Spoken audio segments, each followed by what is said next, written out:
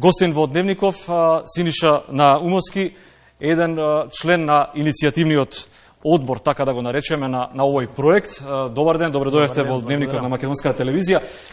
Интересен концепт имате на начин како ќе се обучуваат тие кадри и потоа ќе добиваат работа во банките. Може ли да го објасниме? Така, да се надоврзам на вашево излагање од она искуствено кое што субјективно мислење кое што го имам, некаде околу 3 до 5% секоја година има раст на вработување или вклучително експанзивно расте бројот на вработени во комерцијалните банки. Денес, некаде според податоците на НБРМ, се движи околу 6000. Тоа беше мотив, еден од мотивите да се создаде едно иницијативно тело. Јас сум еден од иницијаторите, овие 4 или 5 месеци напорно работејќи да конструираме Академија за банкарство за прв пат во Република Македонија, или полниот назив Академија за банкарство и информатичка технологија. Што ќе биде целта на оваа академија? Да создадеме стручно специјалистичко образование, особено во делот на банкарските семинари, во двете најпросперитетни индустрии, банкарската и информатичката од друга страна. За таа цел веќе се формира, како што кажав, иницијативен одбор од 5 банки поддржувачи, условно речено, и тоа 3 најголеми банки и 2 средни банки.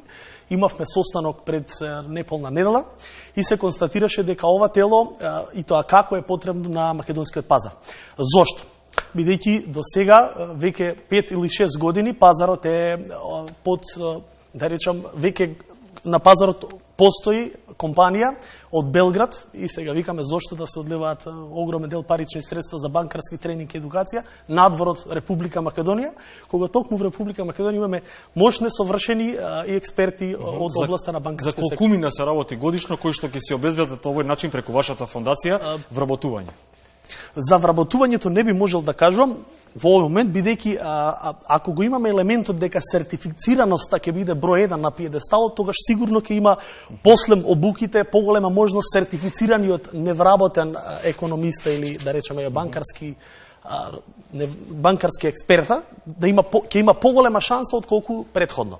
Она што е главна цел на академијата ќе биде за веќе постоечките вработени. Значи веќе постоечките вработени кои што имаат необходност да го пратат целиот иновативен дел во однос на банкарското законодавство и новите стандарди за европски тренинг.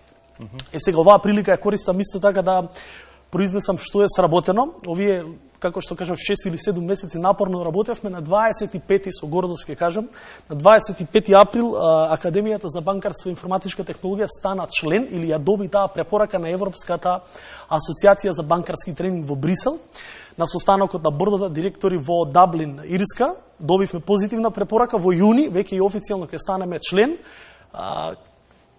не полноправен член, да речам придружен член, но тоа е прва фаза да одиме чекор понатаму и единствена организација од РМ која што е освен да речам соседните асоциации. Само за да биде појасно каков профил на кадри им треба на банките и зошто има недостиг, каде има недостиг?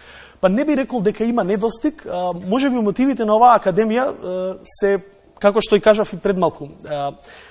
Зошто да се одлеваат огромен квантум на парични средства надвор од Република Македонија кон одредени компании и тренинг, а овде да нема специјализиран тренинг. И не случајно, правната форма на оваа академија е непрофитна, значи нема никој овде цел да заработи нешто од ова. Целта ќе биде, или ајде вака би рекол, академијата е поставена на 3 столбови. Првиот столб специјалистички стручни семинари под менторство на Европската асоциација за банкарски тренинг. Вториот столб ќе биде издавање на бесплатен кварталник и банкар, и третиот столб ќе биде пакети едукацијски за двосеместрални едукацијски програми со ЕКТС трансфер кредити. Сега, овде морам многу внимателно да се произнесам. Ние со ова здружение, оваа организација не планираме да направиме нова дополнителна конкуренција на пазарот, бидејќи имаме 20 на високообразовни институции, но планираме да го поттикнеме или да го поддржиме оно јас кој што постои во формалното образование. И не случајно во вид на пракса и во вид на специјалистички стручни обуки. И не случајно во тој иницијативен одбор или еве да кажам управниот одбор го сочинуваат 9 поединци, 20 се представници од Народната банка, еден е представник од прворангираниот универзитет во Република Македонија согласно последното рангирање и останатите се членови на 5 така наречени Г5 поддржувачи банки. Благодарам Синиша Наумовски, доктор на економски науки, за фондацијата која што ќе обучува идни банкари.